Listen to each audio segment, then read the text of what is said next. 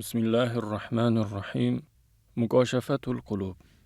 Imom Abu Hamid G'azzoliy. Silai rahim. Yaqinlar aro mehr-oqibat, ota-ona haqqi. Alloh taolo buyuradi: Yana oralaringizdagi savol-javoblarda o'rtaga nomi solinadigan Allohdan qo'rqingiz va qarindosh urug'laringiz bilan ajrashib ketishdan saqlaningiz. Albatta Alloh ustingizda kuzatuvchi bo'lgan zotdir. Niso surasi 1-oyatning bir qismi. Agar iymondan yuz o'girsangizlar, yaqinki sizlar yerda buzg'unchilik qilursizlar va qarindosh urug'laringiz bilan ham aloqalaringizni uzursizlar. Unday kimsalarni esa Alloh la'natlagandir. Bas ularning quloqlarini pand nasihat eshitishdan kar, ko'zlarini esa to'g'ri yo'lni ko'ra olmaydigan ko'r qilib qo'ygandir. Muhammad surasi 22-23 oyatlar. Alloh ko'plarni adashtiradi va ko'plarni haq yo'lga hidoyat qiladi. Faqat Allohning aniq ko'rsatmalarini buzadigan, u bog'lanishga buyurgan narsalarni uzadigan va yer yuzida buzg'unchilik qiladigan fosiq kimsalarnigina adashtiradi. Ular shubhasiz ziyon ko'rguvchilardir. Baqara surasi 27-oyat. Allohga bergan ahd paymonlarini mustahkam bo'lganidan keyin buzadigan, Alloh bog'lanishga buyurgan narsalarni uzadigan va yer yuzida buzg'unchilik qilib yuradigan kimsalar ham borki, ular uchun Allohning la'nati bo'lur va ular uchun eng yomon diyor jahannam bordir. Ankabut surasi 29-oyatning bir qismi. Payg'ambarimiz sollallohu alayhi va sallamning bu mavzu ila bog'liq hadislari. Buxoriy ham, Muslim ham Abu Hurayradan naql etadilar. Payg'ambarimiz sollallohu alayhi va sallam bildirdilarki, Alloh butun jonzotlarni va ularning barcha a'zolarini yaratgandan so'ng silai rahim o'rnidan turdi va Allohga qarab dediki: Ey Rabb, qon qarindoshlik aloqalarining uzilmog'idan asramog'ingni tilaydirganning joyi hali shu bo'ldimi? Alloh: ha, shu. Ammo agar men qon qarindoshlik munosabatlarini mustahkamlaydiganlarni yorlaqasamu, uni uzganlardan esa rahmatimni dariq tutsam, rozi bo'lg'aymisan? Silai rahim: ha. Alloh seni deb shunday qilgum. Payg'ambarimiz sollallohu alayhi va sallam so'ngra buyurdilarki, xohlasangiz mana bu oyatni o'qing, va o'zlari o'qidilar. Agar iymondan yuz o'girsangizlar, yaqinki sizlar yerda buzg'unchilik qilursizlar va qarindosh urug'laringiz bilan ham aloqalaringizni uzursizlar. Unday kimsalarni esa Alloh la'natlagandir. Bas ularning quloqlarini pand nasihat eshitishdan kar, ko'zlarini esa to'g'ri yo'lni ko'ra olmaydigan ko'r qilib qo'ygandir. Muhammad surasi 22-23 oyatlar.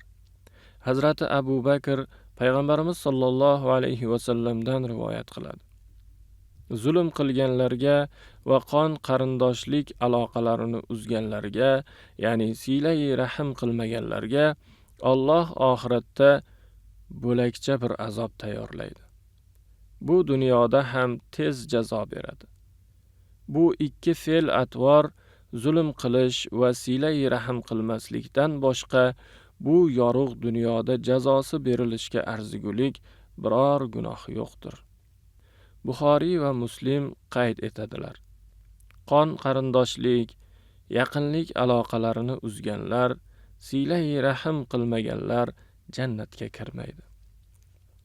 Har payshanba va juma kechasi odamlarning amallari to'g'risida Allohga xabar beriladi.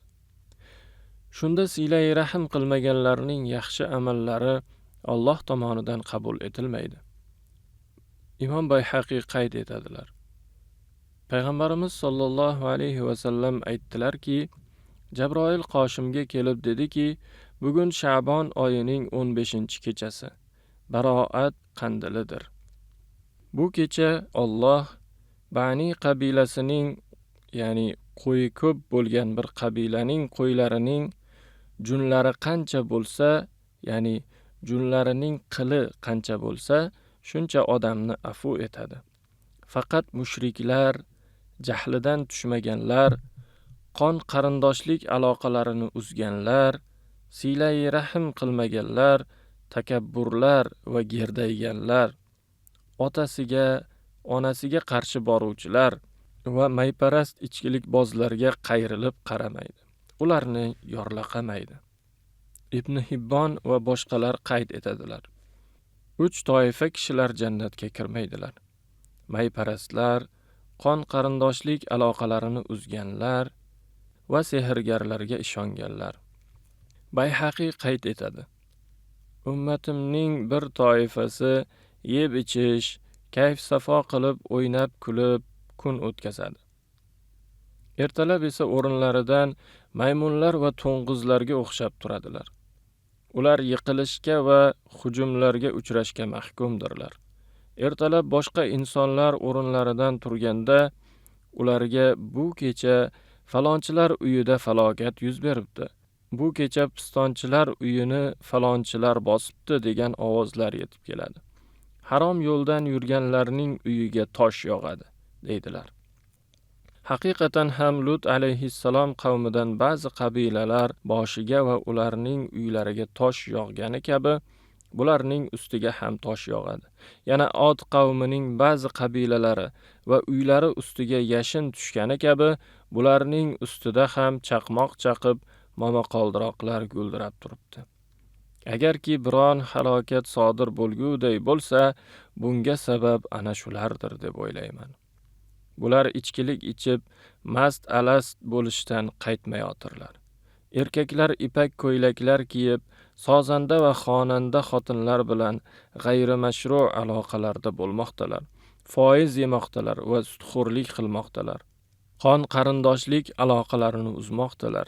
Silai rahimni unutmoqdalar. Tabaroniy Avsotda Jobirdan rivoyat qiladi. Biz to'planishib o'tirgandik. Ustimizga Rasululloh kelib qoldilar va dedilarki: "Ey musulmonlar jamoasi, Allohdan qo'rqing. Yomon fe'l-atvoringizni yaxshi fe'l-atvorlarga aylantiring. Qon qarindoshlik aloqalarini davom ettiring, silai rahim qiling. Chunki olamda eng tez savob olib keladigan narsa silai rahimdir.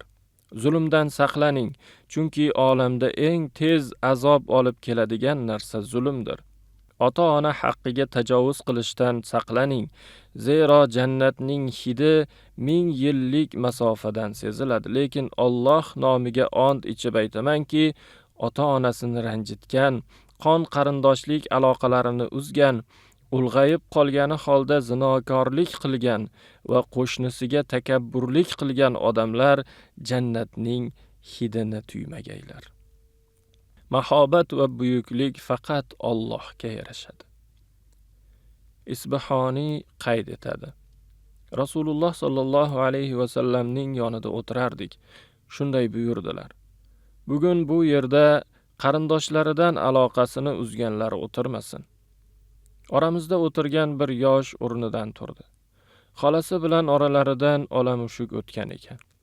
O'shanikiga ketmoqchi bo'ldi. U chiqib ketishdan oldin xolasi bilan oralari buzuqligi uchun afv so'radi. Rasululloh sallallohu alayhi va sallam esa uning uchun Allohdan afv tiladilar. Shundan so'ng u xolasinikiga borib kelib oramizga qaytdi. Rasululloh sallallohu alayhi va sallam marhamat qildilar. Ichida qarindoshlik aloqalarini uzganlar bor bo'lsa, bunday millatga Allohning rahmati yog'maydi. Abu Hurayra payg'ambarimiz sallallohu alayhi va sallamdan hikoya qilayotgan edi. Bir payt dediki, qon qarindoshlik aloqalarini buzganlar yonimizda o'tirmasin. Shu payt yig'inda o'tirgan bir yosh yigit o'rnidan turdi. Silai rahim qilmaydigan bir ammasi bor edi. O'shanikiga ketdi. Yarashdi. Ammasi undan uzr so'rab kelganining sababini so'radi. Yigit Abu Hurayraning so'zlarini aytibdi. Shunda ammasi, "Bor, bu gapni oxirigacha bilib ol", debdi. Yigit davraga qaytib kelib gapning oxirini so'radi. Abu Hurayra shu javobni berdi: "Men Rasululloh sollallohu alayhi va sallamdan eshitganman. Ul tabarruk zot shunday degan edilar: millat ichida qarindoshlik aloqalarini uzganlar bor bo'lsa, unga Allohning rahmati yog'maydi." Tabaroniy hadisni bunday qayd etadi: millat ichida qarindoshlik aloqalarini uzganlar bor bo'lsa, bu millatga farishtalar tushmaydi. Yana Tabaroniy qayd etadi: Ibn Mas'ud bomdod namozidan keyin bir jamoat ichida o'tirardi. Dediki: Xudo haqqi, qarindoshlik aloqalarini uzganlar bor bo'lsa, oramizdan turib ketsin. Biz Robbimizga duo qilmoqchimiz. Qon qarindoshlik aloqalarini uzganlar bor bo'lgan joyda osmon eshiklari yopiq bo'ladi. Duolar qabul bo'lmaydi. Buxoriy va Muslim qayd etadilar: Silai rahm arshga osig'liqdir. Derki, kim mening haqqimni o'rniga qo'ysa, Alloh unga yaqinlashadi. Kim mendan uzoqlashsa, Alloh undan uzoqlashadi. Abdurrahmon ibn Avf Payg'ambarimiz sollallohu alayhi va sallamdan rivoyat qiladi. Rasululloh sollallohu alayhi va sallamdan eshitgandim. Shunday derdilar: Alloh buyuradiki, men Allohman, men Rahmonman, rahmni yaratdim va shuning uchun bir ismimni ikkiga bo'ldim. Kim silai rahm qilsa, men unga yaqinlashaman va kimki uni ussa, undan uzoq bo'laman. Foizning eng yomoni haqsizlik bilan bir musulmonning iffati va nomusiga qo'l cho'zmoqdir. Silai rahm Alloh tomonidan berilgan bir rahmatdirki, bir-biriga kirgizilib bir uy qurilgan sinchlarga o'xshaydi. Kim uni buzsa, Alloh ul kimsaga jannatni harom qiladi. Rahm, ya'ni silai rahm, Allohning Rahmon ismidan bo'linma va chatishib ketgan ildizlar ustiga qurilgan qurilmadir. 3 narsa arshda osig'liqdir. Birinchisi rahm, ya'ni silai rahm. Derki, Allohim, men sen bilan birgaman, ayrilmayman. Ikkinchisi omonat. Derki, Allohim, men sen bilan birgaman, xiyonat qilmayman. Uchinchisi ne'mat.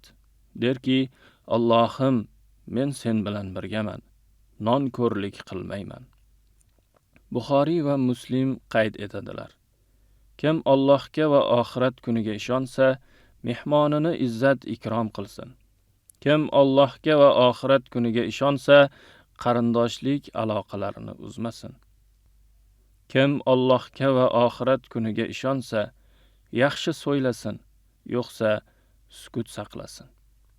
Yana Buxoriy va Muslim qayd etadilar: Kim rizqi mo'l bo'lishini, ajali orqaga surilishini istasa, qarindoshlik aloqalarini uzmasin. Abu Ya'lo qayd etadi: Sadaqa, silai rahm. Alloh bu ikkisi bilan umrga baraka ato qiladi.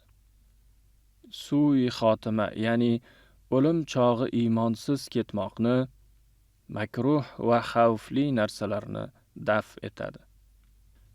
Yana Abu Ya'lo xosomlik bir kishiga nisbat berib qayd etadi. Xosomlik: Payg'ambar sollallohu alayhi va sallamni yo'qlab borgandim.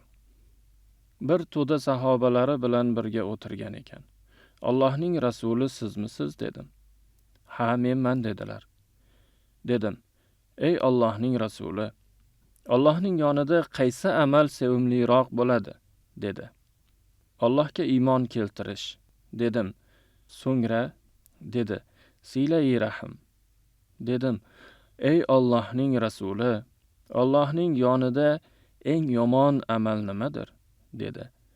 Allohga sherik tanimoq, dedim.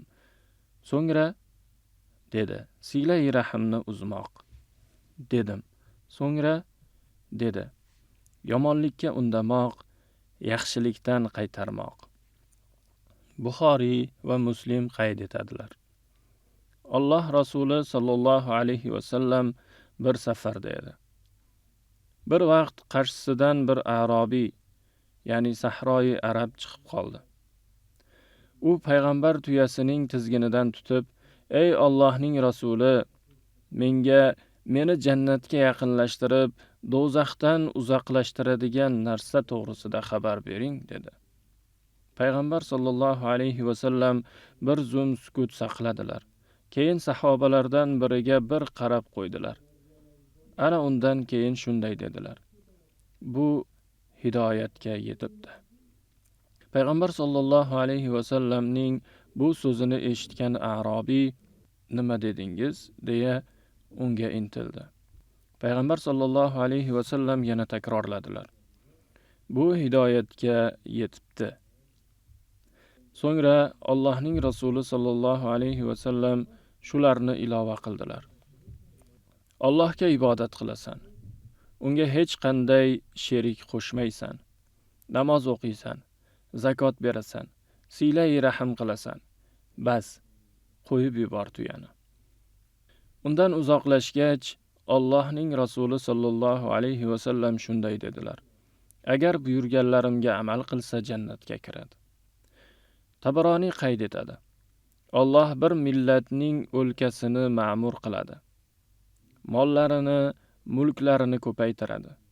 Holbuki ularga g'azabi bo'lgani sababli yaratganidan beri ularga nazar qilgan emasdi. Sahoba so'raydi: "Bu qanaqasi bo'ldi, ey Allohning rasuli?" Rasululloh sallallohu alayhi va sallam marhamat qiladi: Qon qarindoshlik rishtalarini uzmaganlari uchun. Ibn Hibbon va Bayhaqiy qayd etadilar: Ey Allohning rasuli, insonlarning eng xayrlisi qaysilari? Aytdilarki, Allohdan eng ko'p qo'rqqani, silai rahim qilgani, yaxshilikka undab yomonlikdan qaytargani. Ibn Hibbon va Tabaroniy qayd etadilar. Abu Zar hikoya qiladi: Do'stim payg'ambar menga ba'zi go'zal xulqlarni o'rgatdilar. O'git berib aytdilarki, o'zingdan yuksak bo'lganlarga qarama, doimo o'zingdan pastdagilarga qara. O'git berib aytdilarki, kambag'allarni sev, ularning eng kambag'allarini. O'git berib aytdilarki, qarindoshlaring seni kam eslasalar ham, sen ular bilan qarindoshlik aloqalarini uzma. O'git berib aytdilarki, diningga mahkam bo'lganing uchun sen bilan mazah ohangida so'zlashuvchilardan qo'rqma. O'git berib aytdilarki, achchiq bo'lsa ham to'g'ri gapir, to'g'risini ayt. O'git berib aytdilarki, la havla va la quvvata illa billahni juda ko'p ayt. Chunki bu jannat xazinalaridan bir xazinadir. Buxoriy va Muslimning va boshqa muhaddislarning kitoblarida qayd etiladi. Payg'ambarimiz sollallohu alayhi va sallamning zavjai pokizalaridan Maymuna o'z qullaridan birini payg'ambar sollallohu alayhi va sallamga aytib o'tirmay ozod qilib yubordi. Payg'ambar sollallohu alayhi va sallam kelganlarida dediki, xabaringiz bo'ldimi, ey Allohning rasuli, men qulimni ozod etdim. Rasululloh sollallohu alayhi va sallam, sen o'zingmi? Maymuna, ha. Payg'ambar sollallohu alayhi va sallam, xayrli ish qilibsan, ammo tog'alaringga bersayding, sen uchun savob yanada ko'proq bo'lar edi. Ibn Hibbon va Hokim qayd etadilar. Payg'ambarimiz sollallohu alayhi va sallamga bir odam kelib dediki, men katta bir gunoh qilib qo'ydim. Tavba etsam qabul bo'ladimi va Alloh kechiradimi? Rasululloh sollallohu alayhi va sallam, onang bormi? Kelgan odam, yo'q. Rasululloh sollallohu alayhi va sallam, xolang bormi? Kelgan odam, bor. Rasululloh sollallohu alayhi va sallam, unga yaxshilik qil. Buxoriy va boshqa muhaddislarning kitoblarida qayd etiladi.